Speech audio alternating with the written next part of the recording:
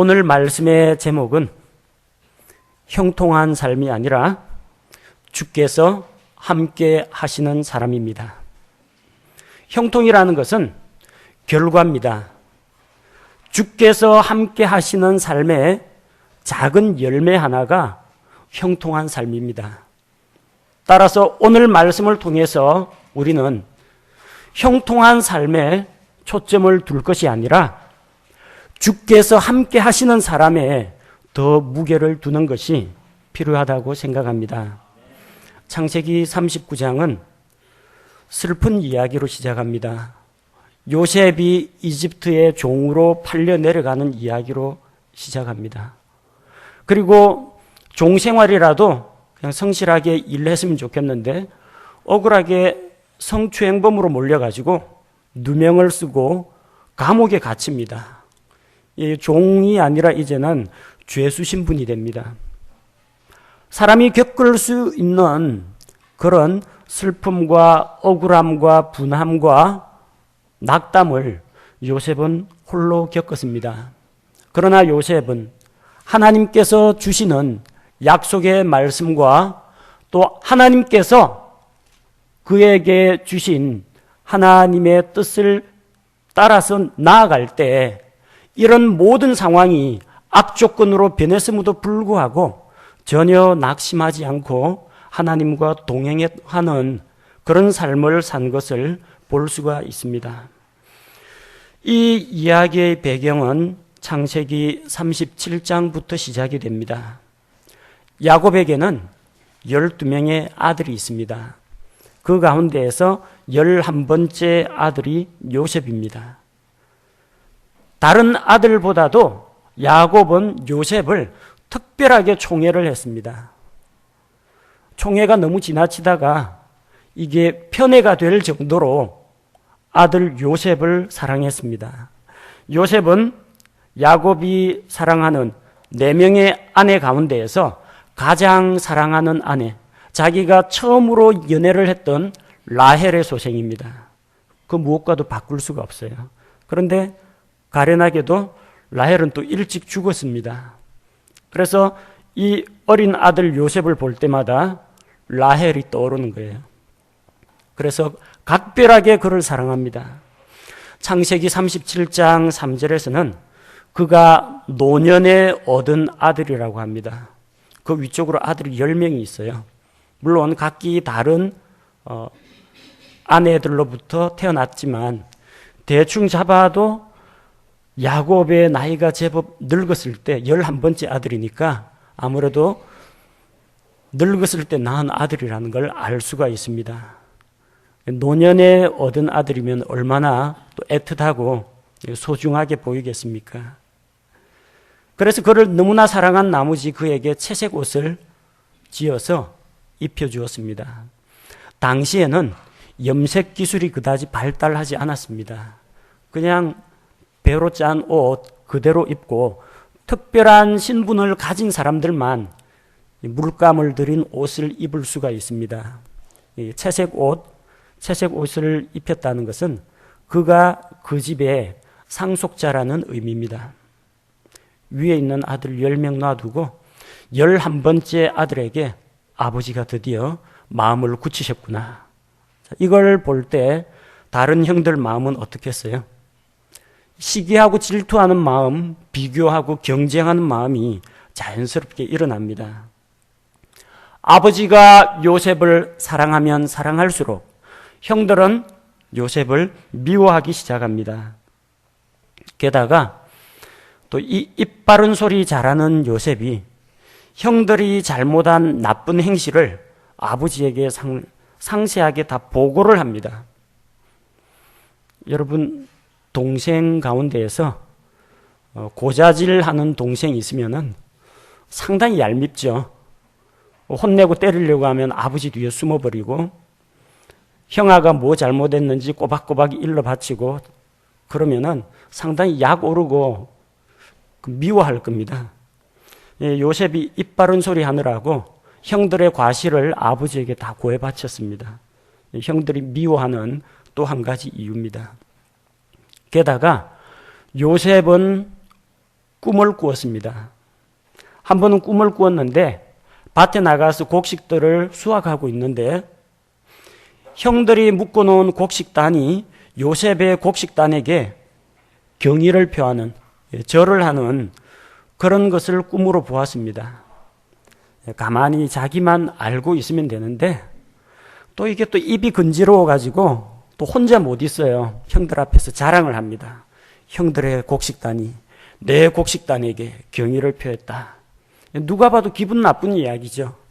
그래서 형들이 미워합니다.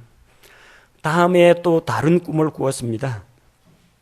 꿈을 꾸었는데 하늘에 해와 달과 11별이, 요셉 자기만 제외하고 11개의 별이 요셉에게 경의를 표하는, 아버지와 어머니와 나머지 형제, 자기를 제외한 12명 가운데 자기를 제외한 나머지 형제들이 모두 자기에게 경의를 표하는 그런 꿈을 꾸고 꿈자랑을 합니다. 이쯤 되면은 아무리 형들이 이게 인내심이 강하다고 하더라도 좀 속에서 뭔가가 부글부글 끓어오를 겁니다. 아버지조차도 조금 이 못마땅한 측면이 있었을 겁니다.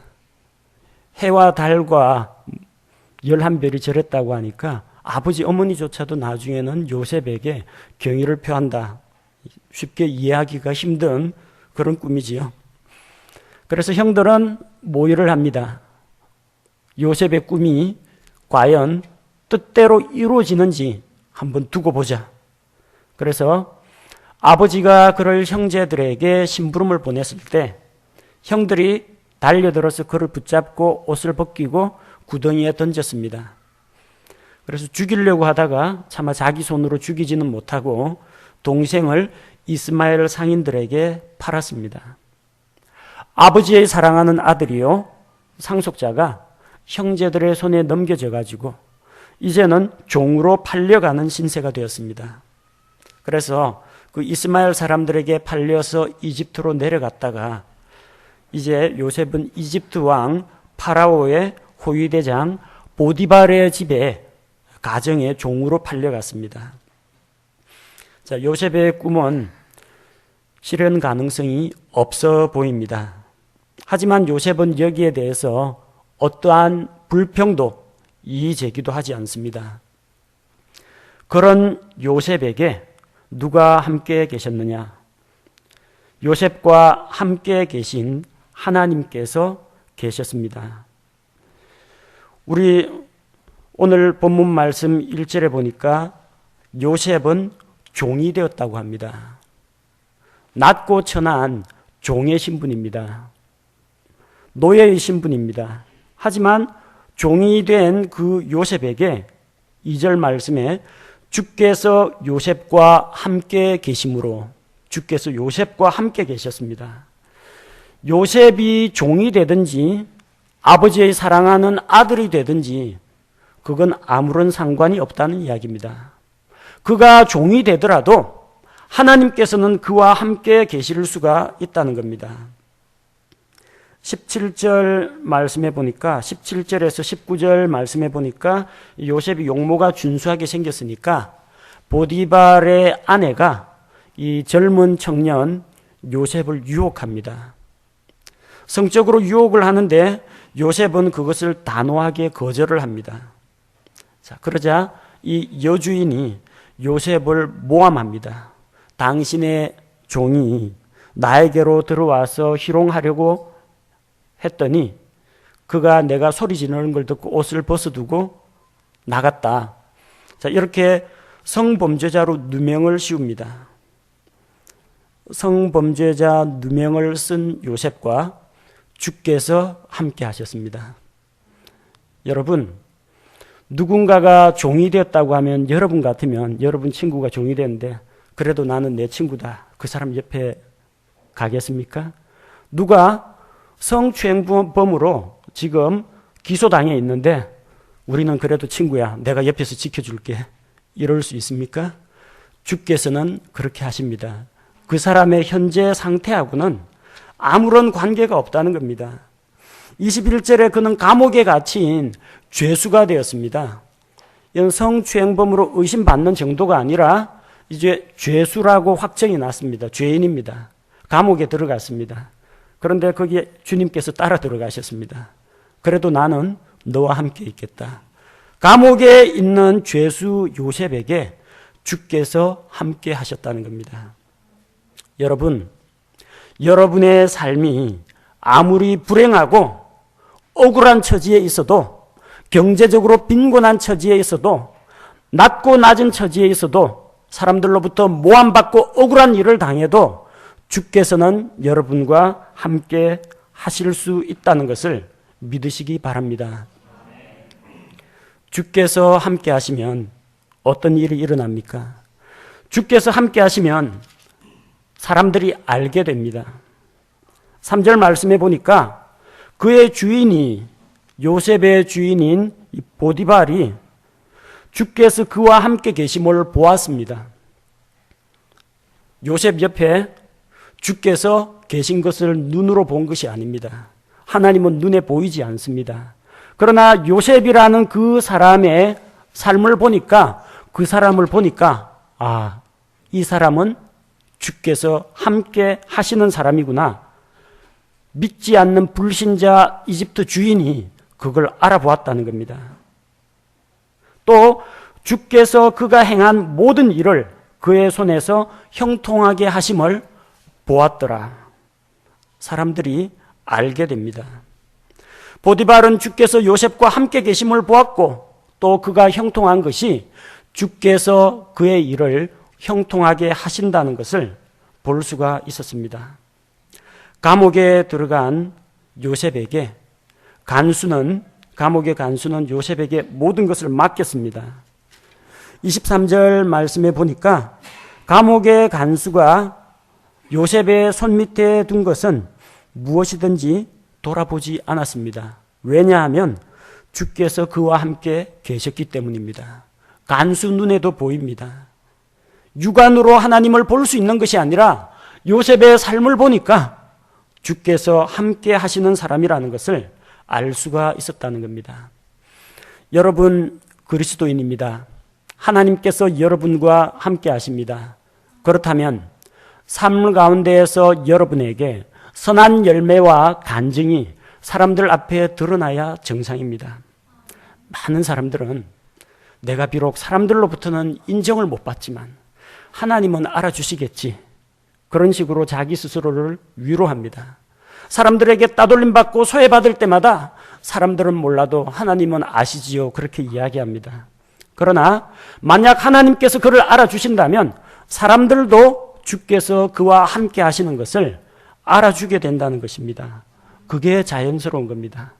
하나님이 인정하고 하나님이 함께 계시고 하나님이 알아주는 사람은 사람들도 인정을 하게 됩니다. 여러분 가족이 여러분을 어떻게 생각합니까? 여러분의 직장 동료가 여러분을 어떻게 평가합니까? 과연 하나님의 아들이구나, 과연 거듭난 그리스도인이구나, 그렇게 인정하고 있습니까? 만약 그렇다면 여러분은 주께서 함께 하시는 바로 그 사람입니다. 주께서 함께 하시면 어떤 일이 일어납니까? 하나님에게 은혜를 받을 뿐만 아니라 사람들 앞에서도 호의를 받는 것이 정상입니다. 요셉은 종이 되었습니다. 그런데 종이 된 요셉에게 4절 말씀해 보니까 주인이, 요셉이 그의 눈앞에서, 주인의 눈앞에서 은혜를 입어서 그를 섬기는데 주인이 그를 자기 집을 감독하는 자로 삼고 자기 모든 소유를 맡겼습니다. 자기가 먹는 빵 외에는 자기 아내 말고는 다 요셉에게 맡겼습니다. 이것은 그가 하나님으로부터 뿐만 아니라 자기 주인인 이집트 수비대장 보디발에게도 은혜를 입었다는 것을 보여줍니다. 요셉은 감옥에 들어갔을 때 간수의 눈앞에서 호의를 입었습니다. 21절 말씀해 보니까 감옥의 간수의 눈앞에서 그에게 호의를 베푸시매, 하나님께서 호의를 베푸시는데 간수의 눈앞에서도 호의를 베푸셨다는 겁니다. 그러니까 간수가 이 요셉에게 죄수들을 다 맡깁니다. 감옥의 재반 일들을 그에게 다 맡기고 관여하지를 않습니다. 여러분이 하나님과 함께 하시는 그런 사람이라면 사람들도 여러분을 도와주고 우호적으로 대우하게 됩니다. 이것은 여러분의 신분이 높고 여러분이 고매한 인격을 가졌기 때문이 아닙니다. 바로 여러분은 연약한 질그릇과 같지만 그 질그릇 안에 보배이신 예수 그리스도가 들어있고 그분께서 여러분과 함께 하시기 때문에 가능한 일이라는 겁니다. 우리 때문이 아니라 우리와 함께 계시는 하나님 때문에 그렇다는 이야기입니다. 주께서 함께 하시면 어떤 일이 일어납니까? 형통하게 됩니다. 3절 말씀에 보니까 주께서 그가 행한 모든 일을 그의 손에서 형통하게 하심을 보았다고 했습니다. 요셉이 행하는 모든 일이 형통했습니다. 요셉이 손을 대는 일마다 형통합니다. 그럼 주인이 할 수 있는 제일 좋은 방법은 뭡니까? 자기 소유를 요셉한테 다 맡기는 겁니다. 요셉이 손대는 것마다 다 형통하니까 주인의 재산이라든지 주인의 집안, 주인의 가축, 곡식 모든 것이 요셉을 통해서 복을 받게 되는 겁니다. 그래서 5절 말씀에 보니까 주의 복이 그의 집과 들에 있던 그의 모든 소유에 임했다고 합니다. 들에 나가면 뭐가 있습니까? 곡식과 채소가 있고 나무 열매가 있고 들에 가축들이 있습니다. 이 모든 것이 복을 받았다는 겁니다. 주께서 함께 하시면 주께서 그의 일을 형통하게 이루어 주신다는 것을 우리는 볼 수가 있습니다. 23절에서도 마찬가지, 감옥에서도 마찬가지입니다. 23절 마지막에 보니까 주께서 그가 행한 일을 형통하게 하셨더라. 요셉이 형통한 사람이 아니라 주께서 그를 형통하게 하셨다는 겁니다. 형통하게 하시는 주체는 하나님이십니다. 어떤 사람에게요? 주께서 그와 함께 하시면 됩니다. 그래서 우리는 어떻게 하면 내 삶이 복을 받고 어떻게 하면 형통하게 되느냐, 어떻게 하면 사업이 되느냐, 어떻게 해야 돈을 많이 모을 수가 있느냐, 어떻게 해야 인간관계가 잘 풀리느냐, 여기에 관심을 쏟을 것이 아니라 어떻게 하면 주께서 나와 함께 하시는가, 그걸 살펴봐야 됩니다. 성경에는 주께서 함께 하심으로 형통했던 사람들이 많이 기록되어 있습니다. 요셉뿐만이 아닙니다. 출애굽기 3장 12절에서는 모세를 하나님께서 불러서 이집트로 보냅니다. 가서 내 백성을 이집트의 압제하에서 인도하여 내고 약속의 땅으로 데리고 가라고 합니다. 그러면서 모세에게 약속을 주십니다. 내가 반드시 너와 함께 하리라. 80세 할아버지를 불러가지고 40년 동안 120세까지 하나님의 백성을 맡기셨습니다. 그 40년 동안 주께서 모세와 함께 계셨습니다. 모세의 뒤를 이은 여호수아 마찬가지입니다. 여호수아 1장 9절에서 내가 어디로 가든지 주 내 하나님이 너와 함께 하느니라. 주께서 모세와 함께 계셨던 것처럼 여호수아와도 함께 계셨습니다. 이스라엘 백성, 말도 잘 안 듣는 불순종하고 패역하고 목이 곧은 백성, 이 백성을 모세로부터 여호수아가 인계를 받습니다. 약속의 가나안 땅에 이 사람들 데리고 들어가서 가나안 족속들과 전쟁을 치르고 전쟁에서 승리하고 백성들의 지도자가 되어서 그들에게 하나님께 경배하는 것을 가르칠 그런 책임이 여호수아에게 달려 있습니다. 주께서 여호수아와 함께 계셨습니다. 그래서 이런 일을 해낼 수가 있었습니다. 사사기 6장 12절에는 하나님께서는 므낫세 지파 가운데에서 정말 가장 작은 가정, 그 집안 안에서도 제일 작은 자 기드온을 부르셨습니다. 주의 천사가 나타나서 기드온에게 외칩니다. 너 강한 용사여, 주께서 너와 함께 계시는도다. 약하고 어린 자에게 주께서 함께 하셔서 기드온은 큰 일을 이루었습니다. 미디안 족속의 손에서 이스라엘 백성을 구원하는 일을 담당했습니다. 사무엘하 5장 10절에는 다윗이 있습니다.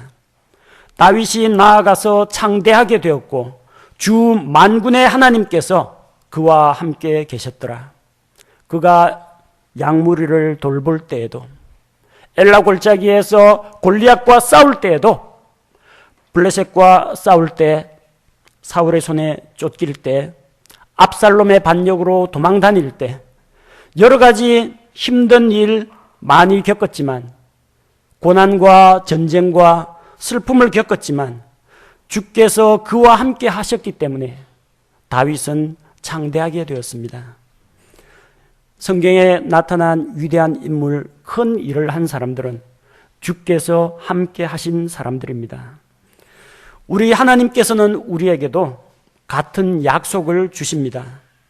우리에게는 하나님께서 주신 약속의 말씀이 기록되어 있습니다. 이사야 41장 10절 말씀을 보겠습니다. 너는 두려워하지 말라. 내가 너와 함께 하느니라. 놀라지 말라. 나는 내 하나님이니라. 내가 너를 강하게 하리라. 참으로 내가 너를 도와주리라. 참으로 내가 내 의의 오른손으로 너를 떠받쳐 주리라. 두려워하지 말라고 하십니다. 왜냐하면 만군의 주께서 우리와 함께 계시기 때문입니다. 우리를 강하게 하시고 도와주시고 떠받쳐 주시는 그 하나님이 우리와 함께 하겠다고 약속을 주셨습니다. 이사야 43장 2절에도 약속의 말씀이 기록되어 있습니다. 내가 물 가운데로 지나갈 때에 내가 너와 함께 하리라. 강들을 건널 때에 강들이 내 위로 넘쳐 흐르지 못하며 내가 불 속을 걸어갈 때에 타지도 아니하고 불꽃이 너를 사르지도 못하리니. 하나님께서는 여러분이 물을 면제받는다, 불을 면제받는다고 하지 않으셨습니다. 너는 내 아들이니까, 너는 구원받은 그리스도이니까 너는 물, 불을 겪지 않고 항상 탄탄대로 장미동산만 걷게 하겠다, 그렇게 약속하지 않으셨습니다. 재난은 누구에게나 찾아옵니다. 갑작스러운 사업의 실패는 누구에게든지 닥쳐올 수가 있습니다. 뜻하지 않은 교통사고나 갑작스러운 질병은 그리스도인이냐 아니냐를 막론하고 누구에게나 찾아옵니다. 하지만 우리에게는 약속이 있습니다. 하나님이 우리를 물을 피하게 해주겠다, 불을 피하게 해주겠다 말씀하지는 않으시지만 우리가 물 가운데로 지나갈 때 그 물 속에 우리하고 같이 들어가 주신다고 했습니다. 그래서 물에 침몰되지 않게 하신다고 하셨고, 불 속을 걸어갈 때에 주께서 우리와 함께 하심으로 우리가 타지도 않고 불꽃이 우리를 사르지 못하게 하겠다고 약속하셨습니다. 우리에게 감당치 못할 시험, 우리 분에 넘치는 그런 시험은 우리에게 주시지 않는 하나님께서 우리와 함께 하시고 고난 가운데 우리와 그 고난의 길을 함께 통과해 주겠다고 약속하셨습니다. 마태복음 28장 20절에서 또한 우리에게 약속을 주셨습니다. 무엇이든지 내가 너희에게 명령한 모든 것을 그들에게 가르쳐 지키게 하라. 보라, 내가 세상의 끝까지 항상 너희와 함께 있느니라 하시니라. 아멘. 누구에게 하시는 말씀입니까? 예수님의 제자들, 예수님을 믿고 따르는 자들에게 하시는 말씀입니다. 세상 끝날까지 우리와 함께 있겠다고 우리 주님께서 약속하셨습니다. 요한복음 14장 16절에서는 예수님께서 이제 이 세상을 떠나서 하늘로 올리고 가실 것을 말씀하십니다. 그러나 그럼에도 불구하고 우리를 고아와 같이 버려두지 않으신다고 했습니다.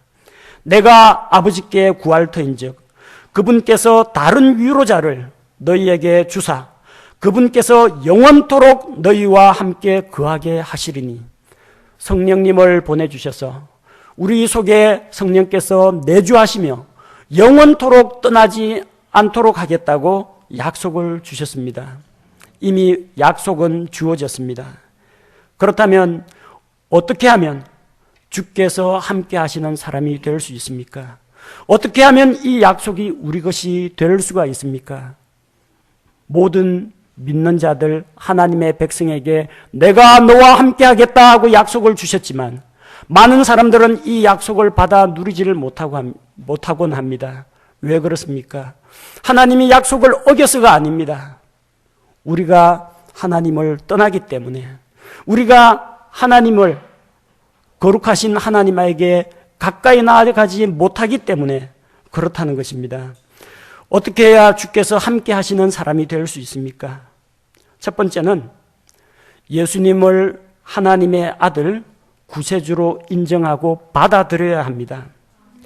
요한일서 4장 15절 말씀을 보니까 예수님께서 하나님의 아들이심을 시인할 자가 누구든지 하나님께서 그 안에 거하시고 그도 하나님 안에 거하느니라. 예수님께서 하나님의 아들 구세주라는 것을 시인하고 받아들이는 자는 하나님이 그 안에 거하신다고 했습니다. 주께서 우리와 함께 하신다고 했습니다. 성경에 기록된 이 약속을 받아들이려면 여러분이 먼저 예수 그리스도를 여러분의 생애 가운데, 여러분의 마음속에 구세주로 영접하는 것이 무엇보다도 필요합니다. 두 번째는 겸손한 마음으로 하나님 앞에 통회하는 것이 필요합니다. 이사야 57장 15절 말씀해 보니까 높고 높으며 영원에 거주하고 이름이 거룩함인 이가 이같이 말하노라. 나는 높고 거룩한 곳에 거하며 또한 통회하고 겸손한 영을 지닌 자와 함께 거하나니 이것은 겸손한 자의 영을 소생시키며 통회하는 자들의 마음을 소생시키려 함이라.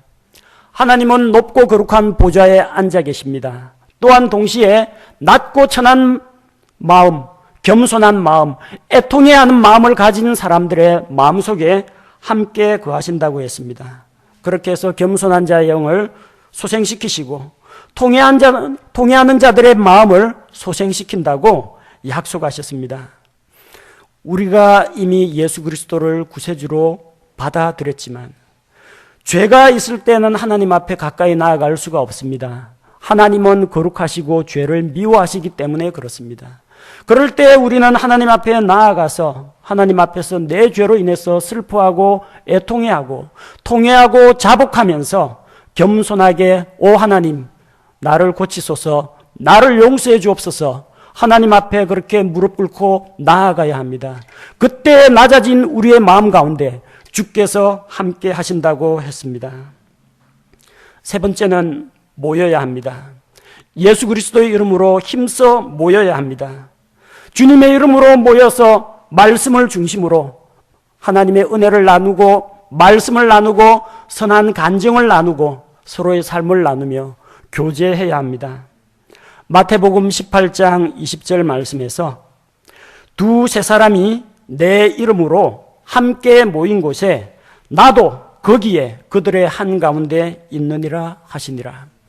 여러분, 우리가 예배드리는 이 자리에 주께서 임재하시며 영광을 받으십니다.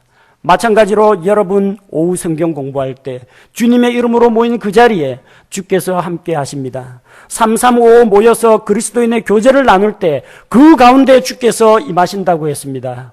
그리스도인은 독불장군이 없습니다. 함께 모여서 다른 성도들과 서로 사랑의 교제를 나눌 때 만나서 텔레비전 이야기, 영화 이야기, 유행 패션 이야기 하라는 것이 아닙니다. 예수 그리스도의 이름으로 모여서 주께서 나에게 무엇을 해주셨는가? 내가 하나님 앞에 어떻게 지금 나아가고 있는가? 내가 어떠한 기도 제목을 가지고 있는가? 나의 신앙생활과 나의 영적인 상태와 삶을 함께 나누는 그 자리에 주께서 함께 하신다고 약속하셨습니다. 힘써 모이시기 바랍니다. 예배 드리는 것도 중요하고 성경 공부도 중요합니다. 또한 성도들의 교제 역시 중요합니다.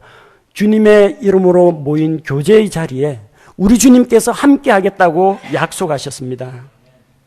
네 번째는 하나님께 가까이 나아가시기 바랍니다. 야고보서 4장 8절 말씀을 보니까 하나님께 가까이 나아가라. 그리하면 그분께서 너희에게 가까이 오시리라. 너희 죄인들아 너희 손을 정결하게 하라. 두 마음을 품은 자들아 너희 마음을 순결하게 하라. 하나님께 가까이 나아가야 합니다. 죄에서 돌이키고 손을 깨끗하게 하고 마음을 하나님께 단일한 마음으로 드리고 순결하게 가지고 주님 앞에 나아가십시오.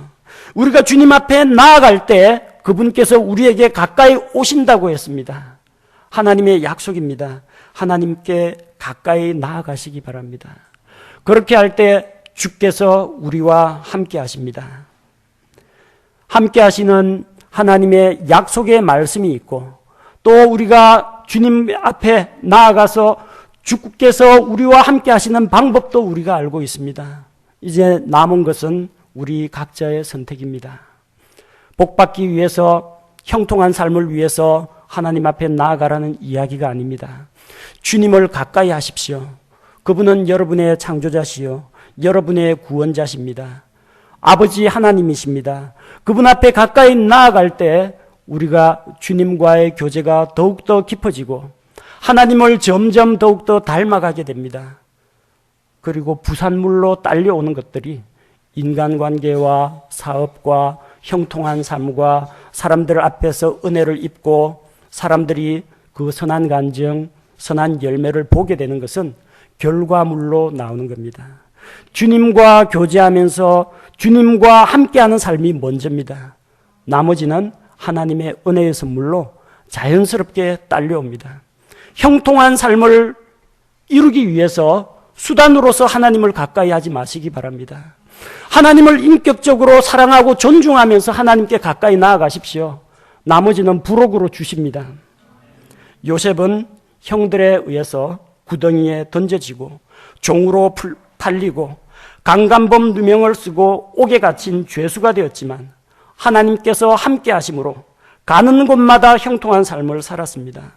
여러분 자신이 어떠한 처지에 있느냐, 어디에서 무엇을 하느냐는 중요하지 않습니다.